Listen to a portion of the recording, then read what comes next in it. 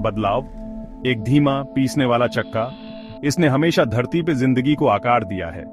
लेकिन इससे पहले कभी भी जानवरों को खुद के बारे में सोचने की, समझने की, नफरत करने की ताकत नहीं मिली थी।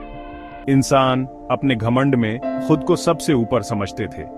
उन्होंने कुदरत का गलत इस्तेमाल किया, उसे सताया, अपनी बड़ाई के नशे में चूर।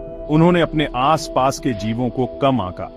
जंगलों और समुद्रों की गहराई में एक बदलाव पक रहा था। जानवरों को इंसानों के असली हरकतों की समझ आने लगी। उनका दर्द, उनका डर, ये सब मिलकर एक और तेज चीज में बदल गया। बदला लेने की एक जलती हुई चाह।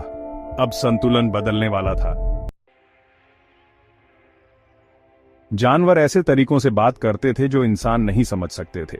खुशबू, आवाज और सहज ज्ञान का एक जटिल जाल उनका संदेश दूर दूर तक ले गया। ये योजना शब्दों से नहीं, बल्कि साझा दर्द से बनी, एक खामोश समझौता जो दर्द की भाषा में लिखा गया था। पहले हमले हल्के थे, फसलें बर्बाद हो गईं, जानवर गायब हो गए, बेचैनी की फुसफुसाहट इंसानी बस्तियों में फैल गई, जिसे लोग बदकिस्मती या कुदरती घटनाएं मानकर टाल देते थे। लेकिन ये फुसफुसाहट तेज होती गई, जोरदार होती गई। कुछ तो गड़बड़ थी। फिर हिंसा शुरू हो गई। इंसानी बस्तियों पर सुनियोजित मिलकर किए गए हमले।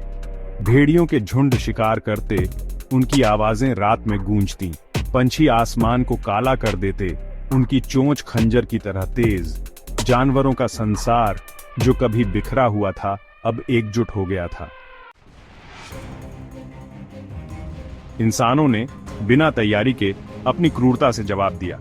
बंदूकें चलीं, बम गिरे, लेकिन जानवर डटे रहे।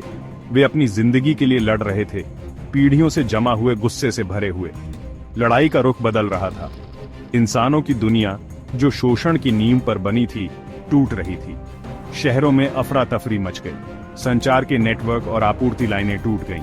सभ्यता के ढांचे जो कभी अजेय लगते थे, कुदरत के गुस्से के आगे टिक नहीं पाए।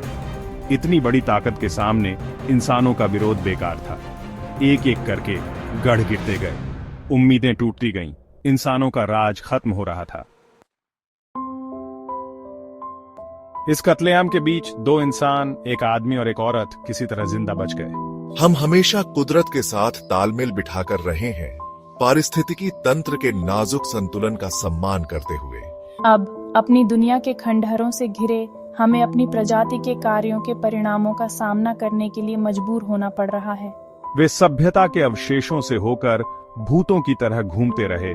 जो कभी था उसकी यादों से सताए हुए। हवा मौत और सड़न की बदबू से भरी थी। सन्नाटा सिर्फ पत्तों की सरसराहट और मरे हुए जानवरों को खाने वाले पक्षियों की चीखों से टूटता, बहरा कर देने वाला है। उनका जीवित रहना, उनके अनुकूलन क्षमता, अतीत से सीखने की उनकी इच्छा का प्रमाण था। हम जानते हैं कि हम जो खो गया है उसे कभी वापस नहीं ला सकते, लेकिन शायद, बस शायद, हम कुछ नया बनाने में मदद कर सकते हैं। दुनिया अब जानवरों की थी। इंसानी अत्याचार के निशान धीरे धीरे ठीक हो रहे थे। कुदरत उन्हें वापस ले रही थी। जंगल फैल गए, हवा और पानी शुद्ध हो गए, धरती ने राहत की सांस ली। किनारे पर रहते हुए हमने अपने नए मालिकों के साथ रहना सीख लिया। हमने देखा, हमने अनुकूलित किया, हमने समझा कि हमारा जीवित रहना इस नई दुनिया के नाजुक संतुलन का सम्मान करने पर निर्भर करता है।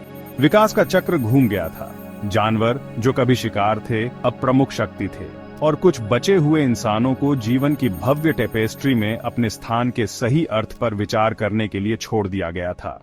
घमंड का युग समाप्त हो गया है। सह अस्तित्व का युग शुरू हो गया है।